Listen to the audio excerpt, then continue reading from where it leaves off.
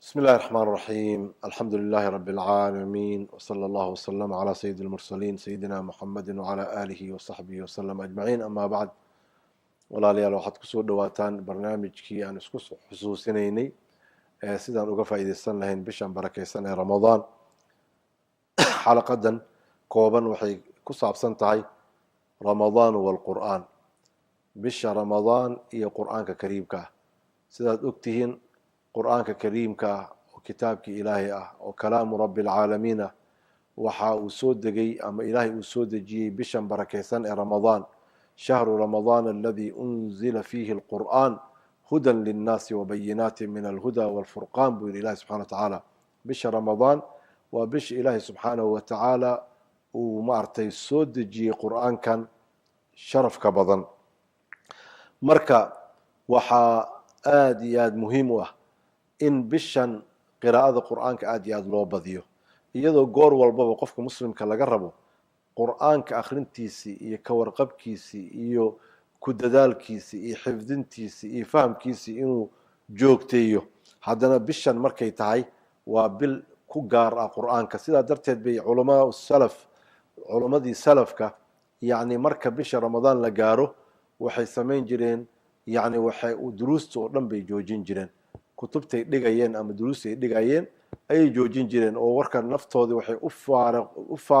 faaruqinayeen inay qur'aanka ay akhriyaan markaasaa waxaad maqlaysaa inaad maqlayso matalan qaarkood waxay dhammayn jireen maalin walbaba mar ilaa aad maqasho marka dambe qaar baa dhammayn jiray habeenkiina mar maalintiina mar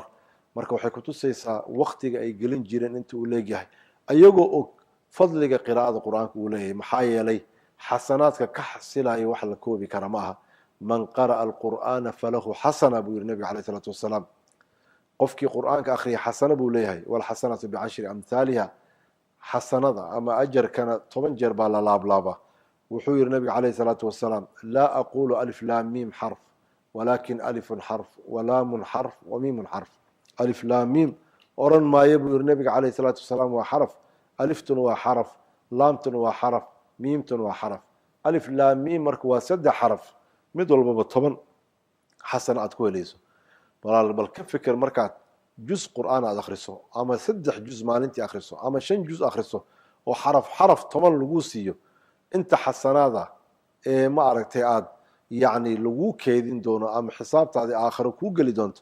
runtii waxa qiyaamaha lagu badbaadayo waxa weeyaan yacni miisaanka xasanaadkaaga inuu aad iyo aad u badan yahay faman thaqulat mawaaziinuhu faulaa'ika hum lmuflixuun buu yidhi ilaahi subxana wa tacaala qofka miisaankiisa uu cuslaado yacni qofkaasaa liibaanay qofkii miisaankiisa uu fududaado oo xasanaadkiisa uu noqdo mid fudud sayi-aadkiisa ama xumaantiisana mid culus qofkaasaa khasaaray marka qur'aanka in aad iyo aad loo akhriyo oo yacni la khatimo oo lagu tadabburo oo si fiican maaragtay looga faa'iidaysto bishan yacni aad iyo aad bay muhiim u tahay iyadoo markaasi tadriibkaas ama yacni tababarkaasi aan helayno qiraa'at alqur'aan oo faraha badanna ay noo fududayn doonto Ramadaan kadib inaan qiraa'adii aan sii wadno oo aan sii joogtayno maxaa yeelay walaalayaal qofka muslimka qiraa'ada qur'aanka kama maarmo qur'aanka iyo qofka muslimka ma kala maarmaan waa in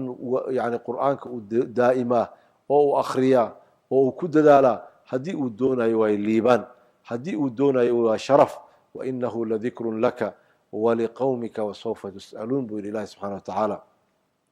yacni sharaf buu idin yahay buu yidhi ilahi subxana wa tacaala qur'aankan nebigaa lagu leeyahay iyo qoladaadina sharaf buu u yahay ilahi wuxuu yidhi laqad anzalnaa ilaykum kitaaban fiihi dikrukum kitaab sharafkiina uu ku jira ayaan idin soo dejinay qofkii sharaf iyo cizi doonayo calayka bilqur'aan qur'aanka ku dadaal qofkii wanaag doonayo qur'aanka ku dadaal qofkii liibaan aakhiro doonayo qur'aanka ku dadaal qofkii janno doonayo qur'aanka ku dadaal bishanna aan uga faa'iidaysano inaan ma aragtay qiraa'ada qur'aanka aan aad iyo aad u badino axaadiista ku soo aroortay fadliga qur'aanka wax la koobi kara ma aha yacni matalan hal xadiis haddaan kusoo gabagabayno xadiis cuthmaan ibnu cafaan fi saxiixayn nabiga calayhi salaatu wasalaam wuxuu yidhi khayrukum man tacallama alqur'aana wacallamah dhammaantiin waxaa idinkugu khayr badan qofkii qur'aanka bartay oo haddana dadka bara qofkii qur'aanka intuu isaga bartay